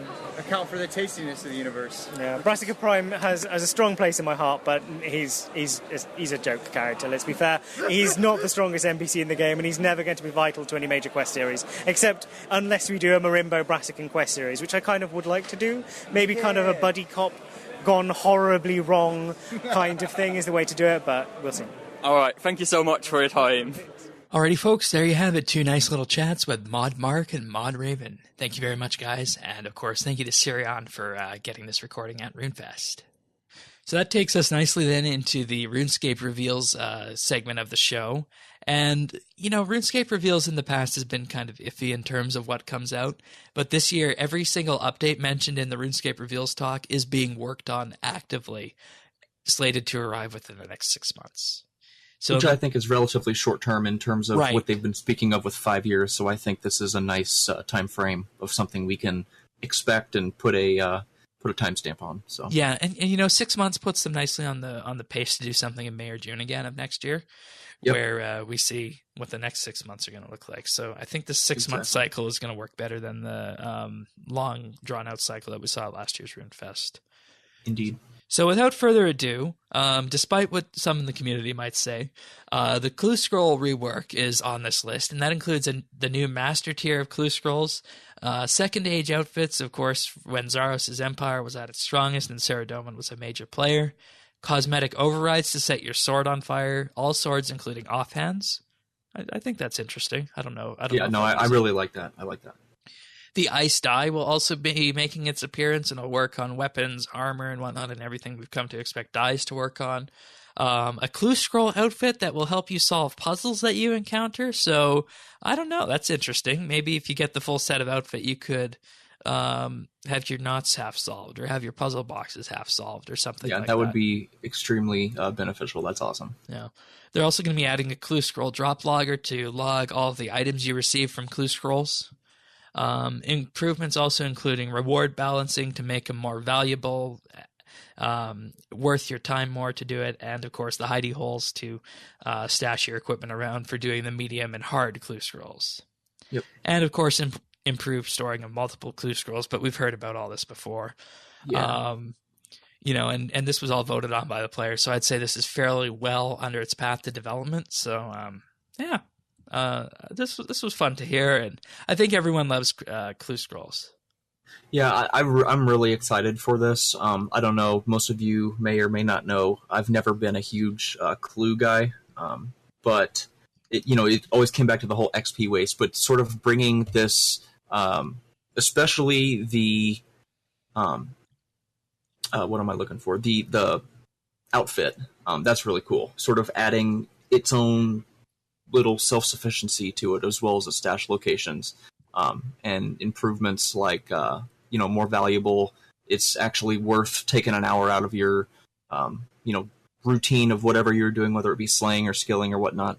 Worth it to take an hour out of it to maybe make a mill or so instead of 200k or something. So that's really nice to see that's in the pipes. They also talked about in this section, skilling offhands will be coming in the next 6 months. And no, this doesn't mean dual wielding pickaxes. The example they gave us that, that would be a bit silly. But hey, RuneScape has already jumped the shark and put the shark head in game. So yeah, there you go. They exactly. could do that. But no, more skilling offhand items, kind of like the catalyst fragment from Sliskay's Endgame.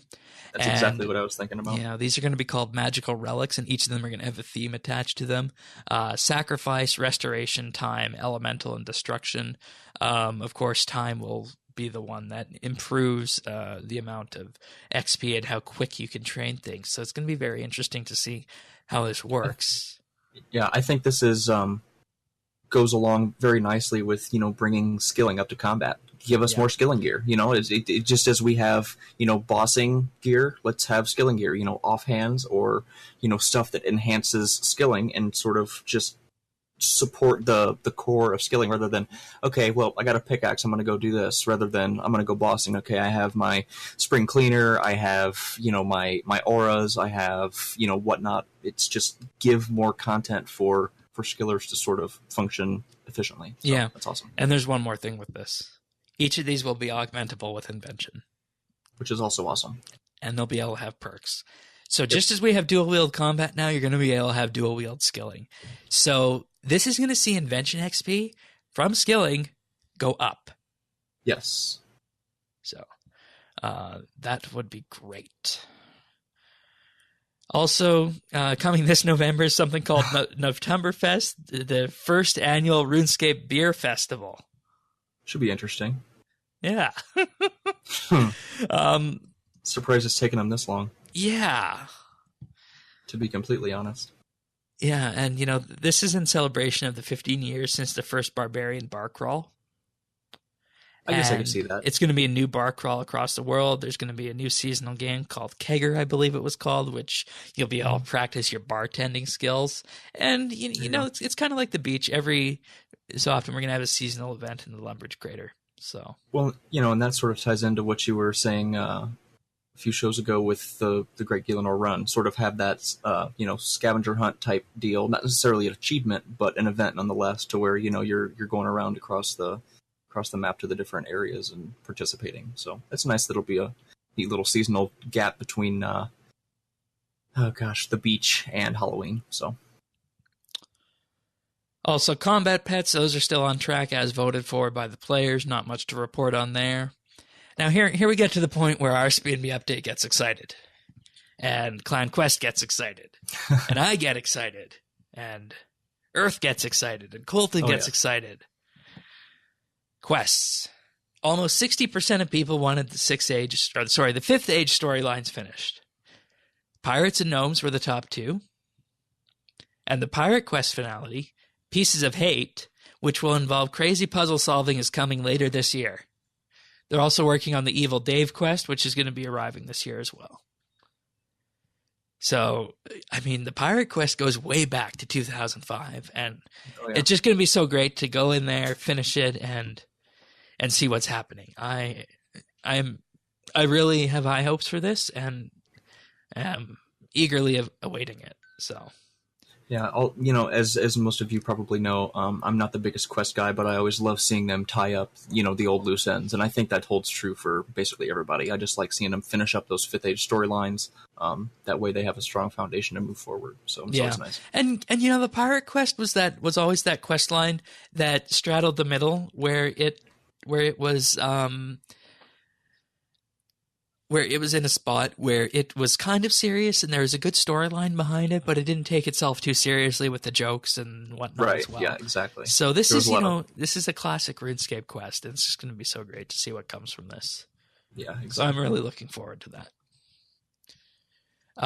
Now there was a talk about skilling activities and how skills are supposed to be fun, and this was kind of alluded to by Mod Timbo and Mod Ryan earlier, but having skilling be fun was on top of what skills should be in the survey, with greater than 30% of people responding. Rewards and XP per hour came in 2nd and 3rd, respectively. So the first update with this in mind will be deep sea fishing, which is, in all essentiality, the spiritual successor to the fishing trawler, which Mod Mark made the great reference that back in the day, this was effectively called Bucketscape. I think that's an accurate portrayal for sure. Right. And Or Tarscape. there you go. There you go. So the idea behind this is you'll be catching boats with other players. You'll be going to fishing hotspots that'll vary depending on the day or the week. You'll have different effects there, different XP and different rewards. It's going to be similar to the trawler, but it's in effect taking it to the next level. It's also going to include some fishing spawns just for people who want to sit back and watch. And the goal behind this is to bring all levels of players together and ensure that players play together rather than, just playing off in their own solitary area, fishing at the Elven Waterfall. Yeah, I mean, the way I sort of see this is a nice synergy between the concept of fishing trawler and fish flingers. There you go. One might go as far as to say pest control, but just in sense of catching a boat and maybe going to a separate location.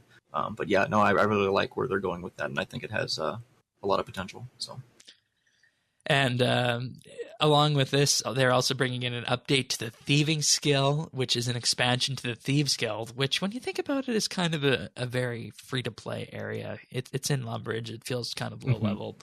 So they're going to be expanding this. And it's going to be targeted for level 65 to 95 thieving. But those with 99 thieving will get a boost off the bat and won't necessarily need to do as much, because the sense that Jagex wanted with this is that you have already leveled thieving up to 99. We're not going to make you trudge through this mid-level content just to get to some rewards. Yeah, exactly. And what you're going to be doing with this is it's kind of going to be like dungeoneering, remote dungeons, except for thieving. You're going to travel throughout the world, find various safes, find new treasures, and each of these will act as a perk to the thieving skill. And along with this, there's going to be a brand new tier of hanky points in the Thieving Guild, as well as some new reward shop items that will bring additional benefits to other thieving methods, which, goes in line with the diversity of skilling that Mod Timbo talked about. Mm-hmm. Because right now, if you're level 90 thieving, you have two options. Number one, go to the dwarf traders and just spam pickpocket there. Number two, wait until you're about level 93 and go to Prif and just AFK thieve and get great XP while leaning back. So, this safe cracking update could potentially be the update that is Thieving's Demonic Skull. Yeah, I was just going to say, yep, the high intensity, but you're getting a lot bigger return. Yeah, or even just, fleshing out other areas of it. So, right.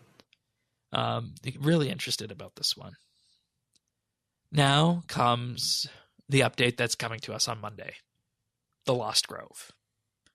So this was initially billed to us as 3 new Slayer creatures at level 104, 106, and 108. But there's a lot more. A lot more. 10 new map squares, which is larger than Prif. It's going to be an island off the coast of the Western Game World. So off the West Coast, beyond Prif, beyond the Elven Forest, beyond mobilizing armies, beyond all that, there's going to be an island.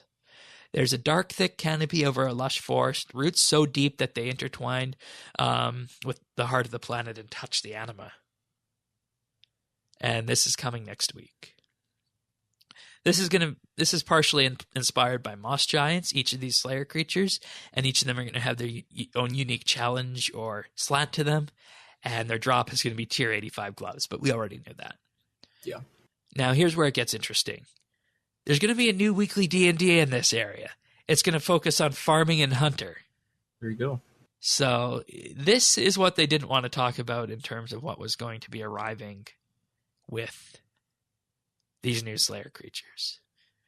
And this is going to be very interesting because we really haven't seen anything like this in a while, where you get a whole new area added to the game, and it's actually going to have features, and there's going to be things to do there right off the bat. Yeah, So, I like that they're not just sort of, plunking a dungeon entrance some random place in the world and, just making it their own little hidey hole. I like the fact that they're really, expanding, the map. So that's something to look forward to. It's for amazing. Sure. Definitely caught my attention, yeah. but of course, they can't leave the PVM crowd out. Here's your PVM update, Dave, that you've been long waiting for. It's been bellyaching, I tell you what. It's about time. A new group boss called Solak. Solak is strongly associated with the anima, just like Telos and Virago. They're aiming it to be the toughest boss monster on launch, targeting a group of around 7 people needed to go fight it. It's going to require the best teamwork and coordination in-game since raids, and it's a guardian of Guthix who defends the island, which makes sense since it's intertwining with the anima. Right. So, and now it's not only just a boss fight. There's actually some lore behind this. So back in the Second Age, Cireon sent a group of elite elf warriors to help in this divine task of taking Solak down, with the betrayal leading to one of those elves becoming consumed by Solak, and the island disappearing into the mist of time.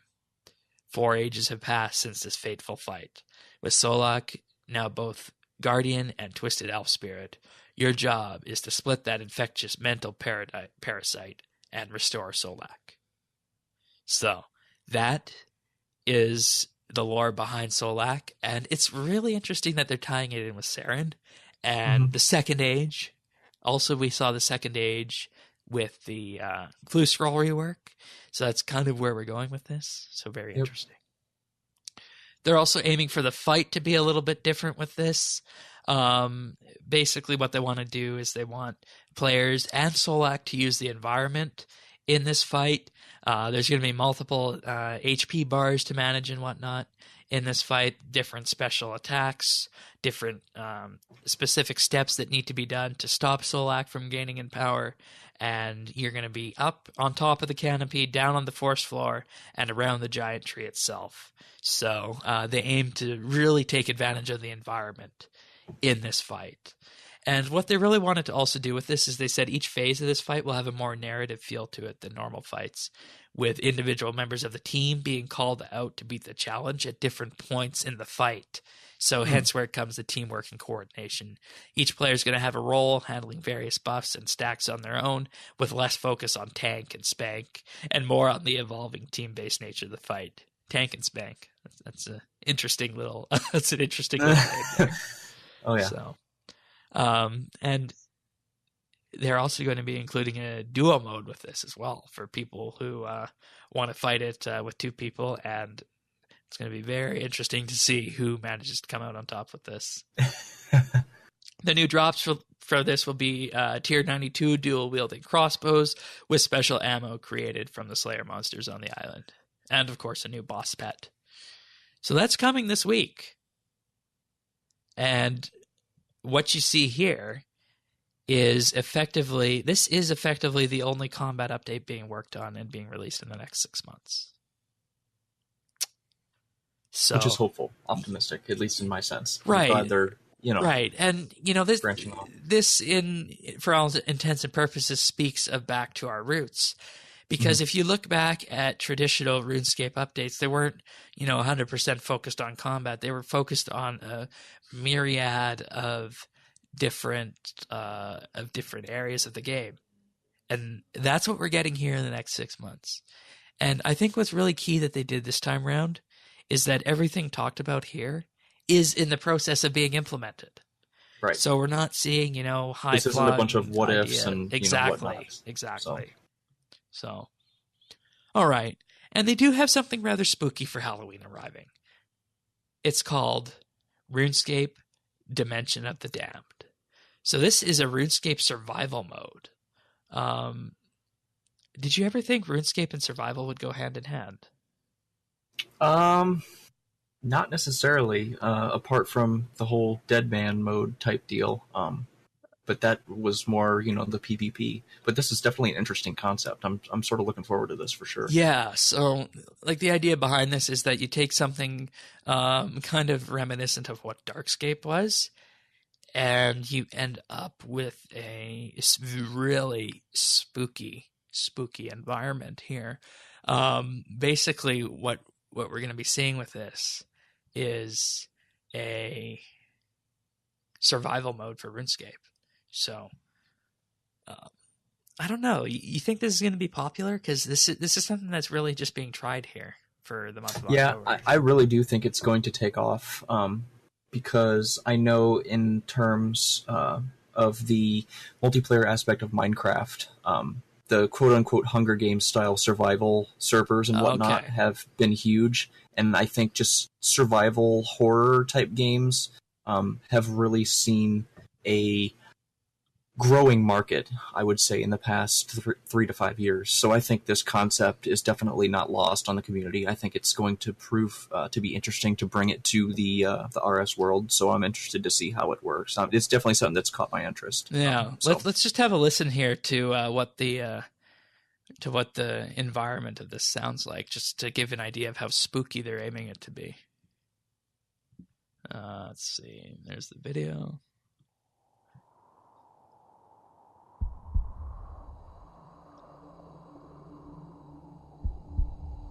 You can hear the wind howling in the background.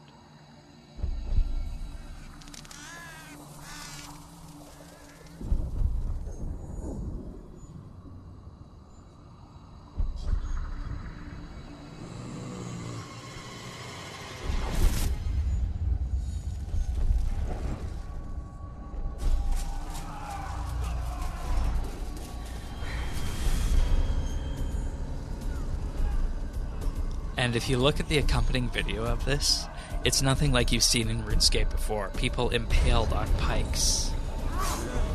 Zombies. Absolute carnage. So that's Dimension of the Damned. I want to see how this turns out, because it's going to be very interesting. Because you don't get to use your actual gear here, Dave. You get to control a 126 fully maxed out version of your character. Ooh, that'll be a change of pace for me, man. Yeah. And, everyone else in the game world is going to be dead. You're going to start in Falador. Everything out beyond that will spawn zombies. Bosses drop power-ups and unique equipment outside, and you can use those to power yourself up. And the longer you survive, the more you'll be able to benefit later on. And players with the highest points will take part in a special final survival mode game later in the final week of October, where they'll have a look and essentially kind of have a 2-hour end game, kind of like old school RS Deadman had, I guess. Mm-hmm. So is this this constitutes as the Halloween event then, correct? That's a good question. I don't know. We'll have to wait and see. This is interesting, because I was going to say this is definitely a very welcome change of pace to the typical go do this little short mini quest and get your costume and then, go on with your day. Well, I think it would be interesting if it was, but actually, no, it can't be, because this is going to be using a maxed out version of your character. So what you do on this mode isn't going to transfer over.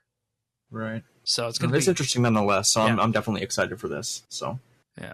And I think this is obviously on the shorter term of the 6 months as well, seeing as next month is October. That's so right. I think we'll have something to look forward to right after our Lost Grove. So definitely looking forward to that. And the 2-hour endgame takes place on the final weekend.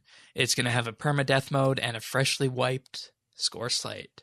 So that's for people who place highest in the core Dimension of the Damned mode. So very interesting. And then something else that's kind of a bit out there is group Iron Man mode. So basically gather with your friends, make a new set of accounts, and ultimately determine what's going to be happening, because what they said is, quote, "It's a solitary life, never able to run those 5-man dungeons or join in with boss fights. Now you'll be able to make some brand new accounts and get together with your Iron Mates, working as a team, able to fully interact with each other, trading, playing, fighting, and socializing to your heart's content." So that is in development right now. You think we'd see people doing this, given the fact that people already have so many Iron Mans and secondary accounts out there? It's hard to say. The idea is interesting to entertain nonetheless. And I think I mentioned this before, at least with Diablo 3, having a seasonal mode where every 3 to 5 months or so, there's a new quote-unquote season where basically you start fresh, and there's leaderboards and whatnot for your power and your achievement points and whatnot, and it basically just sort of wipes clean after that, and it's basically, a 3 to 5 month. In this case, it could maybe be a 6 month deal, where they could incorporate it into a seasonal high scores and basically just see how efficient you are, and just advance your character. And I think that's kind of it's interesting to see them sort of taking this path. So I'm interested to see sort of where this leads. Well, I mean, players certainly have enough GP to finance the bonds for their secondary accounts, right? Yeah, exactly. So, all right. And then there was some talk here about other things that are being worked on, but maybe a little bit further away and not necessarily in development and slated for release in the next 6 months. So basically, we had the talk about what's coming to RuneScape, and that was the bulk of it. Now we're having the talk about vision and where RuneScape updates could go in the future, which was a more conventional RuneScape reveals talk at RuneFest. So in here, we talked about the bank rework, still a priority internally. They woefully underestimated, that's their exact words, the amount of time and resources it would take, span 7 products, and it needs to be done properly. So that's why the bank rework is delayed. Mining and smithing development work begun last week. That's very optimistic. I like hearing that. Yeah. I mean, at that point, I'm going to assume it's prototyping and whatnot, right? Right. So yeah. They also have some ambitious ideas they're thinking about, and they always want to challenge themselves with. So day and night cycles, be a Slayer Master, destroy a demon from the insides, and maybe some ominous quests, including the Elder Gods, which is what we heard about last year.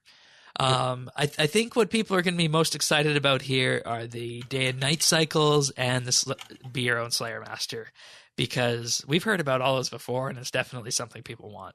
So, yeah, for sure. It would be interesting to see if this does go forward. But once again, these are just ideas going forward. So, all right. They also did talk about clans.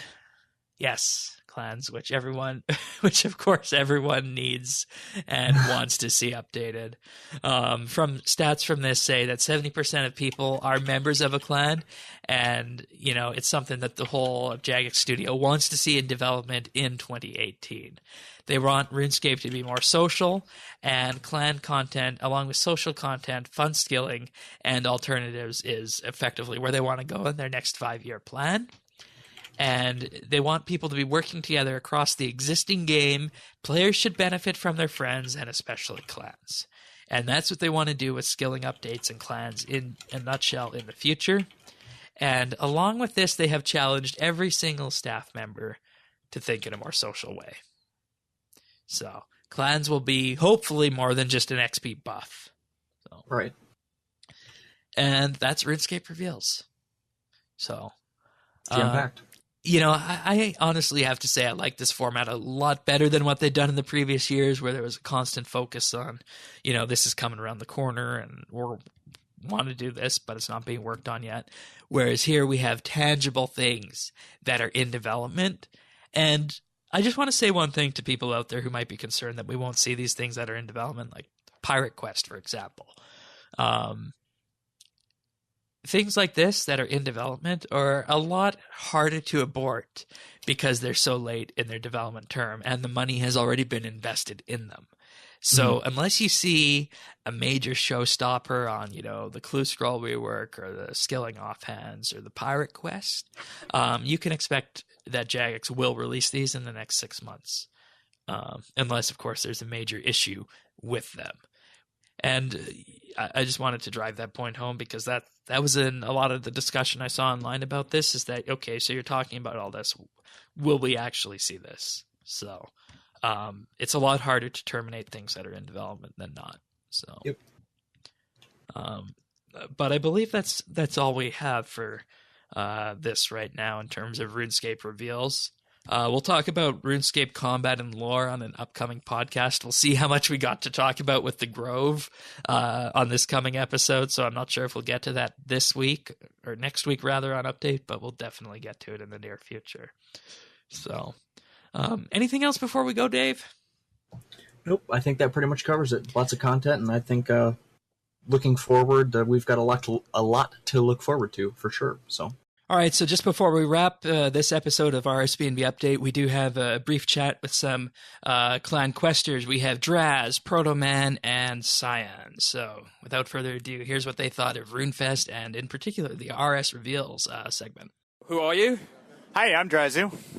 Drazu, how do you feel about the reveals that were announced today? The reveals were very interesting, and they definitely tried to make it clear that anything that they were revealing was something that they were expecting to come out soon-ish, something that we could actually expect to play, nothing that they were kind of hinting at and then was going to fall through the wayside because they decided they didn't want to do it. And so they talked about a bunch of different things, all of which were really exciting. The last thing that they talked about, which I think was the one thing that they said they weren't 100% sure was going to happen, are clan updates and making some changes in the game, so making it that individual clan members playing together are benefited by doing so. And that just makes me super excited. That'll probably be the last thing that they release of everything they announced, but that's still my favorite thing so far. So how are you feeling about the day today? Like, have you been enjoying yourself? Well, so I've been to a couple different RuneFests. I've been on the podcast at RuneFest answering questions about it before, and this was definitely one of the coolest ones. It felt like the overall setting inside was just really organized, and it was a show. It's kind of it's kind of difficult to explain if you haven't been before, but this was the best one I think I've been to. Not to mention that we had almost 20 clan members here, and just the fact that you can all walk around wearing T-shirts that have got the logo on it, putting on a show and making everyone look at us because we were show-stopping, that was really super fun. So you had some interesting talks to the Lore Talk. So do you want to share anything about that? Well, I did ask the question. Basically, I asked the Elder Gods, like Anima, they believe that it is delicious, and yet Brassica Prime has dubbed himself the god of deliciousness, and so by that logic it would appear that the Elder Gods are in fact seeking Brassica Prime, to which the JMods failed to have any response. So it appears that I am in fact correct, that Brassica Prime is the god of all gods, and so it's a wonderful day to believe in Brassica Prime. Oh, all right. Any final words? Yeah, Proto Man, he called me a very handsome fellow and said I was distracting, but in reality, he is the most handsome man there has ever been, with the exception of Cireon, who is a fairly new guy. He's only been with the clan for about a year, but oh my god, he is like a Greco-Roman deity fallen from the heavens. And I just had to say that on record. I didn't want there to be any confusion about my opinion on the issue. All right, thank you so much. Who are you? Protoman 807 here. So what was your favorite reveal from the reveals talk? I would say Dimension of the Damned was probably my favourite reveal. It seemed quite interesting. I'm interested to see how they do it. And then Skilling Off Hands were also really pretty. Some not so good reveals where what was the... Oh, I'm after forgetting what was the one that we just said 2 minutes ago. Oh, the fact that bank rework is being pushed back indefinitely, and then that mining and smithing has only just started, and it sounded like they were going to talk about clans, but then they didn't. So how do you feel in general about the reveals and just in general what they announced today? I liked that I saw the 5-year plan for skilling. I thought it was pretty good. I like the idea of diversifying skilling quite a bit. Overall about the day, it was really awesome to have this much clan members here. I would love if we kept improving. Every year we've had more. So my first year there was 2 of us. It was myself and Vodka. This year we have close to 20. It would be great if we had 40, 50 members coming to the next RuneFest down a few years from now. All right. Anything final you want to say? Draz is awfully distracting with his good looks. So, who are you? I'm Cireon. From? From Clan Quest. So, what was your favourite reveal today? Either at the RuneScape Reveals one, or maybe even at the Lore Talk? My favourite reveal was the Pirate Quest reveal, the Pirate Quest finale. Because I went and talked to Mod Stu earlier in the day, and the question from him was, what quest line would you most like to see continued? I told him, the Pirate Quest. And then when I went into RuneScape Reveals and I saw that was already planned in the next 6 months, it was really exciting to see. Awesome. So what was the general vibe you got off the RuneScape Reveal talk? It was a pretty good vibe. There was lots of excitement from pretty much everything. And then there's another part of it, Dimension of the Damned, which seems to be kind of the Halloween event this year, which looked really good, taking place in the same place as the Dimension of Disaster area. So I'm very excited to see that as well. How are you feeling about RuneFest today in general? This is my first RuneFest, so I'm really excited to be here, and It's been completely awesome all day. It's been way better than what I expected. All right, thank you so much. Thank you, Cireon, for grabbing those recordings from the folks from Clan Quest and getting their thoughts on what they thought about RuneScape reveals and the general sentiment at RuneFest in the lore discussion, which we'll have more information on in a coming episode of Update. Now we're just going to take a moment and go talk about what we've been up to in the midweek since our last episode featuring on Invention. This past week, I actually won a Golden God Sword with the community raffle. So it is possible to win those. So I just wanted to mention that because I forgot to mention it in the What Have We Been Doing section there. But aside from that, I just got 97 Dungeoneering by way of a lamp. So there you go. Awesome. Good deal. Progressing along with that skill as well. Exactly. There you go. Yeah, no, I've just, speaking of Dungeoneering, I've been camping away my little heart out at Calgarian Demons for my title, so that's kind of where I'm at in terms of RS. So we'll see how long that takes me to get all 5 of those. So. Alrighty then. Thank you, Dave. And with that being said, we'll see you next week. And thank you, everyone else, for being a part of this episode of RSBANDB Update. You can find full show notes at update.rsbnb.com. You can also find our Informer articles and much more for RSBANDB Update on Twitter at RSBANDB. And with that being said, thank you for sharing your time with us, and we'll see you next week. See ya.